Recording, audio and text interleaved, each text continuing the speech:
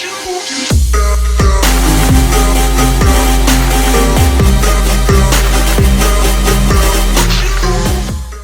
right, everybody. Welcome to People's Choice Podcast, episode 22.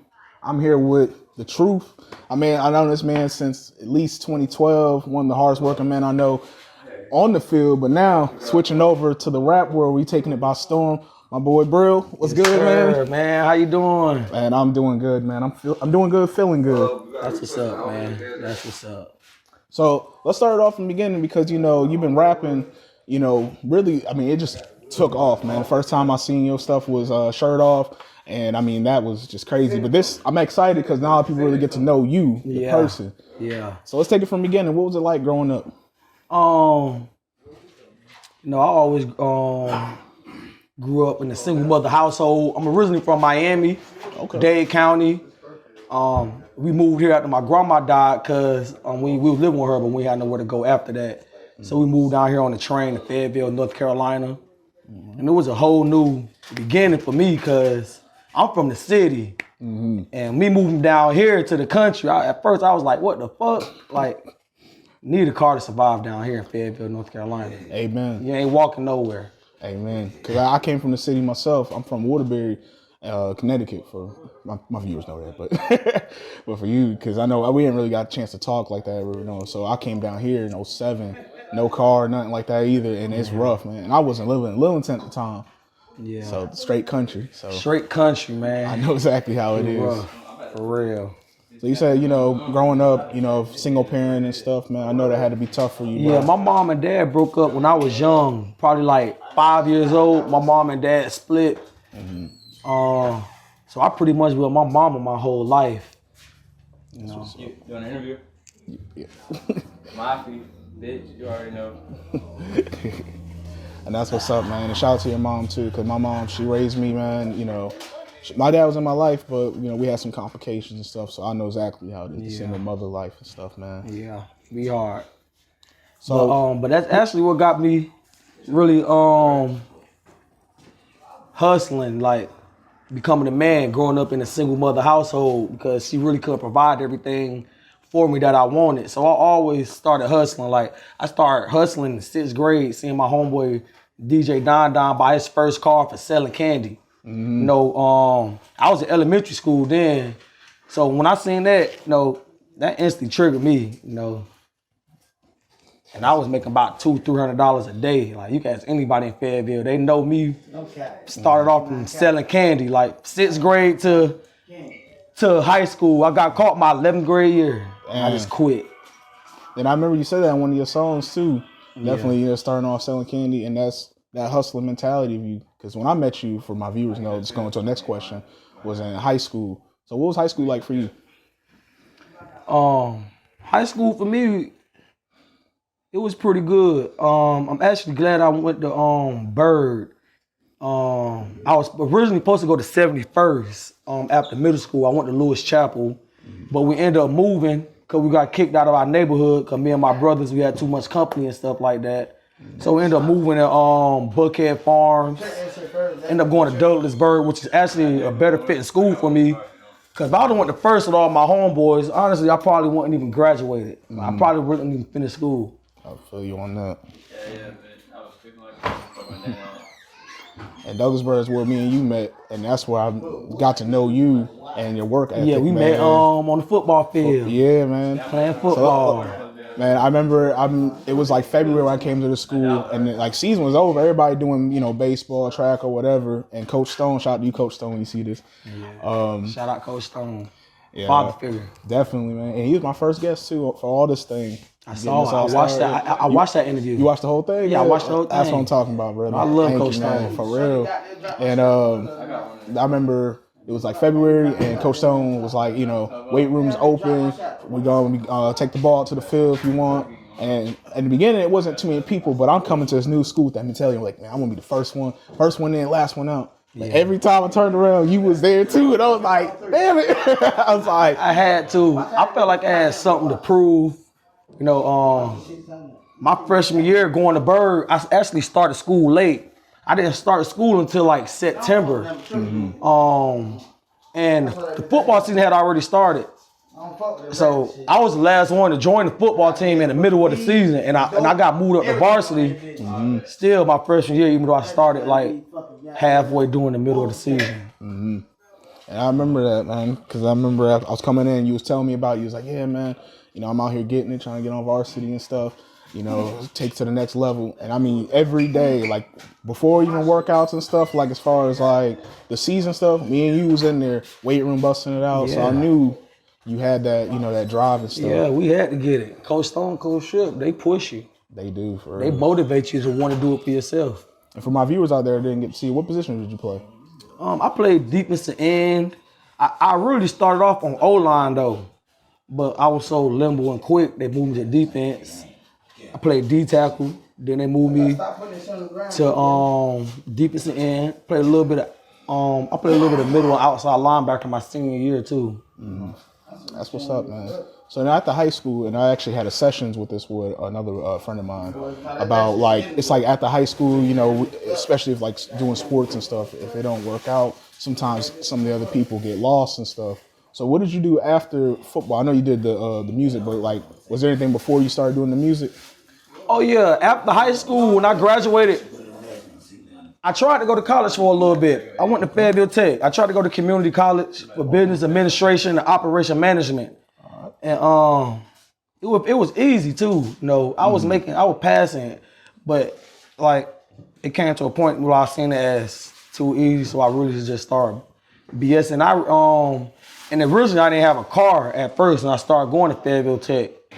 So that was another reason why I stopped, even though I got a car later on, right before I stopped. But I felt I knew everything and I could do it by myself, which I am. And that was the reason why I didn't finish college. But I'm actually thinking about going back and finish getting my business management degree. That's what's up, man. It's always good to have that as a backup. Because just in case things don't work out, you always got the degree to fall on. Yeah, most definitely. But never derail your dreams, you know. Like that's like with me with this. And keep moving forward. But I always have that degree in my back, you know, back pocket and stuff. Yeah. So let's get on to the music shit, man. Like first time, like I said, I seen you was your video that you posted with shirt off. I see you even had celebrities like Sauce Walka, Amber Rose was talking about it. So when did you like take music serious? Where you're like, you know what, this is what I'm gonna do. At the high school, I had a rough patch in my life too. You know, we got evicted out of LP. I live with my big brother. We got evicted out of LP. I was out here thugging it for a little bit, house to house. Goddamn, really had nowhere to go.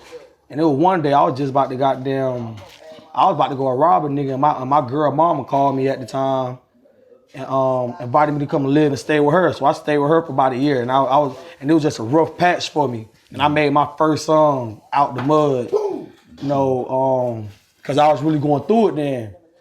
I made the song Out the Mud, called up True Heart. He shot the video for me. Shout out True Heart. He shoot all my videos. But yeah, I say like a rough patch. And my big cuz, Levy Rican and Mo Cheddar, they always been making music around me. I got other homeboys that been always making music around me, like my big cuz Jay Rich, shout him out too. Like, so it's just like, I seen them doing it and I was going through a rough patch, so I use it as a cope, kinda. And from using it as a cope, I just found out that I liked it and had a little passion for it, and I just kept with it. That's what's up. And it's crazy how that turns out, you know, like even with me, like I started off just doing this. This was like just really I've been thinking about it, but I never really took it serious because I'm like, you know, whatever. But COVID really like pushed it where I was like, you know what, nothing's promised. See, COVID could have broke you or made you. Yeah. It's a lot of people doing COVID. They took the COVID as a vacation time, lenient time. They chill. They weren't out here getting money. They BSing. But it's some people who took it as an opportunity because you had the government giving you free money and stuff like that. So COVID put a lot of people ahead of the game if they were smart. But it took a lot of people out of the game at the same time because they thought it was gonna last forever, which it didn't. Yep. Amen. And I'm glad that was my next question. You already touched on. I was gonna ask you, how did you cope with, you know, COVID and stuff going on? Oh yeah, you know, I'm a hustler, so We love that guy. it ain't do nothing for me. It actually helped me. True that. You know, but and it helped me focus on my music more. Yeah, you know, so COVID actually helped and motivated me to keep on going and pushing. You know, that's what's up. And I love that you touched that where either COVID could make you or break you, and it made me. It's making you. Yeah. So I'm glad you continue to keep going with that, man. yes, sir. What's up, everybody? Hope you're enjoying the interview so far. I just had to give a quick pause to my partners there at We Speak Facts. At WeSpeakFacts.com with a Z. They're an amazing clothing line. They have so much different apparel as you see on the screen here, from half sleeves to full sleeves, long sleeves, hoodies, beanies, hats, backpacks, women apparel, unisex things, t-shirts, you name it, they got it. So please check them out at WeSpeakFacts.com. That's with a Z, so WeSpeakFactz.com. You will not be disappointed, and please continue to enjoy the show. From yours truly, the People's Choice. So then, after I seen you drop Shirt Off, I seen you, and if my words messed up, I'm sorry, but just what I remember seeing, you dropped Trouble, and that's actually my niece's favorite song of yours, man. I sent you that video, Yeah. So like, when you start writing music, like, where does that come from? Is it just straight from like, you know, stuff that you dealt with in your past, or is it I actually don't write music. I actually don't write music. I just straight freestyle? go in the studio, have my I'm big on vibes and energy. So I go in the studio, have my producer / engineer make me a beat to whatever type of vibe that I'm feeling, or that I'm think I'm feeling. Then I go in there and I feel it. But now I'm actually starting to write now. Like I got an album coming out. Like some of them songs, like it'll be half and half. Some will be written, some will be freestyle. But for the most part, I really don't even write. I just tell my life or how it is. That's what's up. And for my viewers out there, you know, that's straight talent right there, straight raw talent, because most guys pay writers and stuff to do their stuff. Yeah. You just like, man, I just ask my engineer to throw a beat on, how I'm feeling, and it's going. Because rapping actually started as a hobby to me. Yeah. Like, I used to freestyle with my homeboys all the time and stuff like that. But I didn't really I was rapping, but even though I was rapping, I didn't take it serious until like recently. Like, I'm starting to take it more serious. I just got my LLCs for my record label. I'm fairly aggressive. Shout out to Fro too. He's a founder with me. But yeah, like, I just seen it as fun.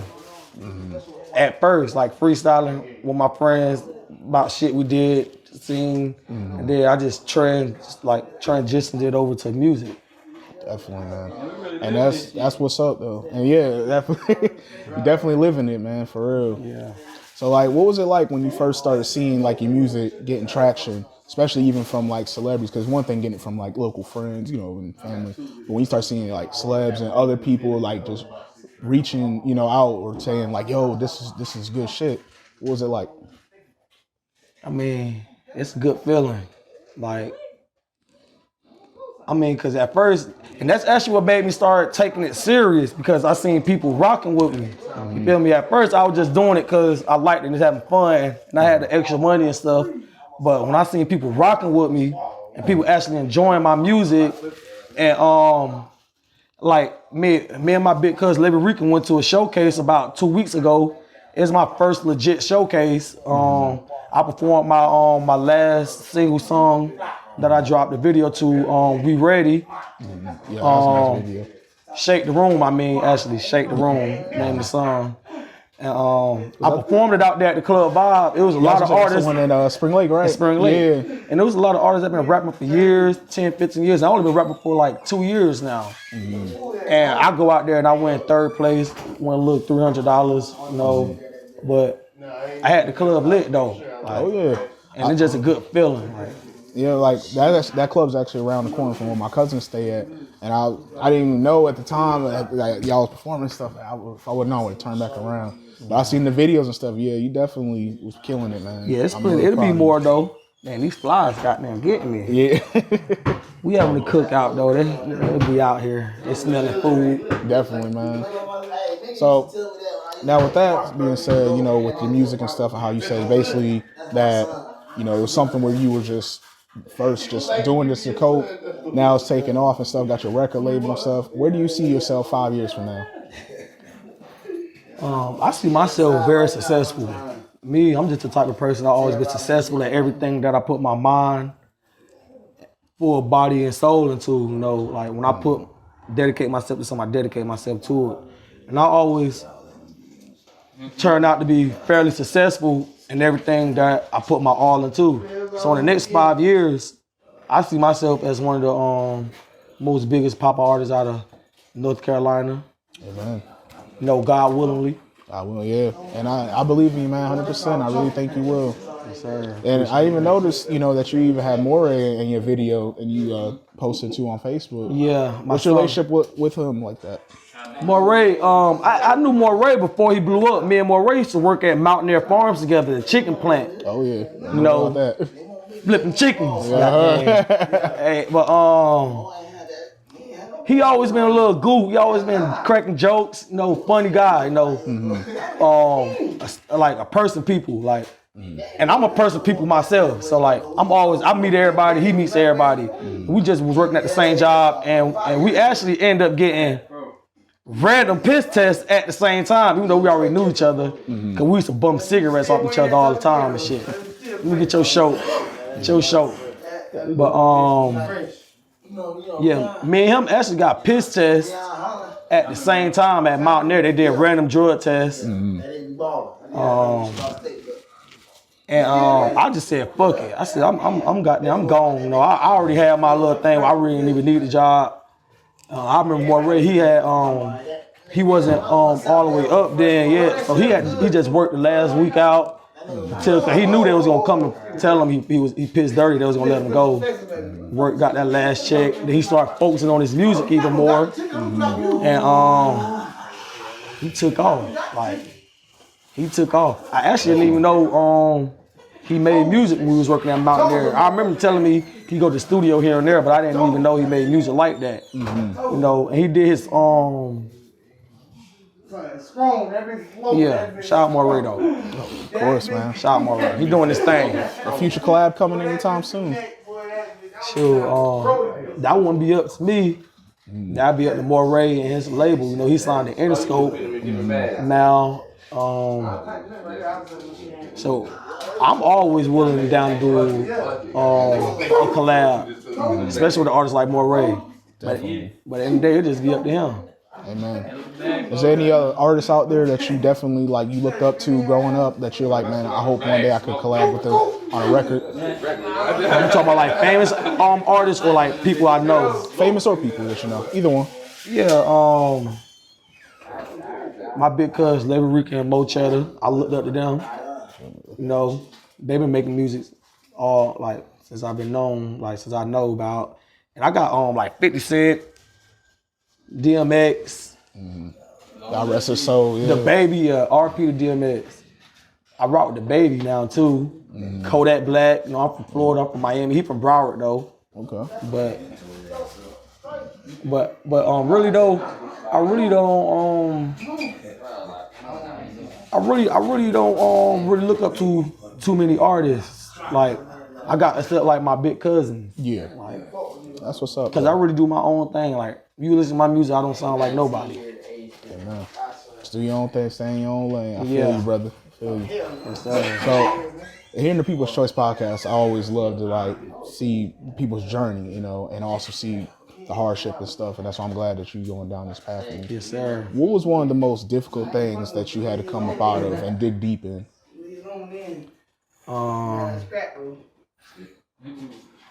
I actually can't even name one situation. I've been through a lot of shit. You know.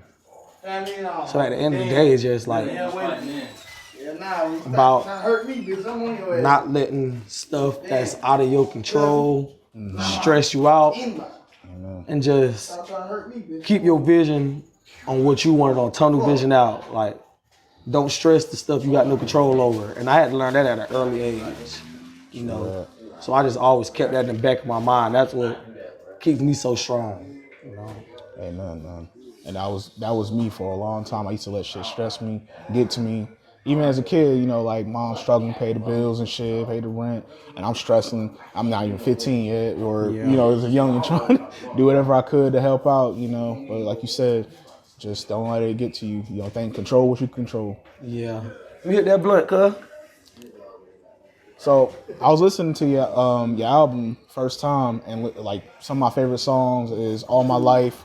That's one of my favorite ones. Of course, "Shirt Off." Yeah, featuring Levy Rican. Definitely, man. Yeah. Going Ham, I love that, man. That shit really get me going. Yeah. So for all my like listeners and stuff, or new people out there, I don't smoke my grills in. Gotta take them out. Oh yeah, it's all good.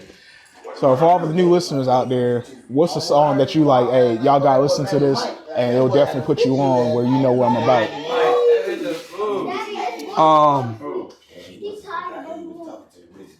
I say the song that reveals the most about myself is "All My Life." Sung all my life, like you said, with my fam, and my new current video, "Shake the Room," could just show my personality, my litness, my charisma. Like I said the song, I'm smoking on that loud, probably while I'm always yelling. People tell me I'm always yelling. I can't help it when I get excited. I'm from down south, you know. We naturally loud anyway down south. You know. Definitely, man. So for all my viewers out here, where can they find you at? You can find me everywhere, anywhere. You search Bunce Bril on YouTube. You can Shazam me, share me. No, my music is on all platforms. You can look me up literally anywhere. I'll see your album on Spotify and stuff. And I'll put that on Spotify, stuff. everything. All right. So I think we're about to wrap up pretty soon, man. I appreciate the time that you gave me for this interview. Anyone you want to shout out to, or thanks for always supporting you? Shout out to Avid People's Podcast for having me. Shout out my little bro, Steve Wilkins. You know, he got his podcast. What's it? Hoodlum TV. You know, shout out to Bunch Road. You know, that's the gang. Shout out to the whole Fayetteville, North Carolina. We the same, man. About to start this little video shoot. That's why it's so loud in here. Yeah, because you know, Brill actually was allowing me to come and do the interview right before his video, and I appreciate that for real, man. Sir. And that's why I don't want to take too much of your time and stuff. Be respectful. So I appreciate you, my brother. Yes, sir. Appreciate you for having me. No problem, man. How you doing, fam? Goddamn. It's over. Yeah, it's over now. Yeah, it's over now. People's Choice, album Peoples, you already know. Yes, sir. Stay tuned for future episodes. Episode 22. My boy Brill, you gotta check him out. He's up next. I'm telling you, some of the best talent out here. All my music on YouTube, Spotify, Google, wherever. All you gotta do is type Bunce Bril, BUNCE space BRIL. Bunce Bril. Appreciate you, brother. Yes, sir.